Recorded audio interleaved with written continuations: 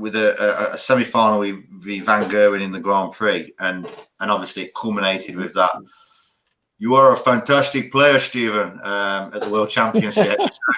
talk us about, these are not tears of sadness, the tears of joy. Talk us through the talk us through your first year, because it was the best debut year there's ever been, I think. Even Gary Anderson didn't do what you did. Well, it was a roller coaster. Sorry, Steve.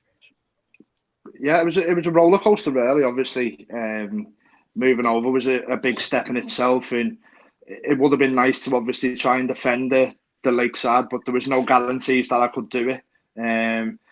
I'd thought about moving to the PDC for several years before that, and we had many conversations. I mean, James will back me up, and the lads.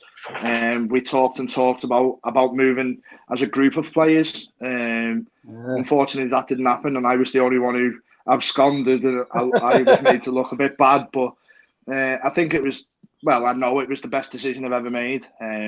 Obviously, going over with that amount of confidence, Glenn will be able to say the same. You go over, you feel unbeatable.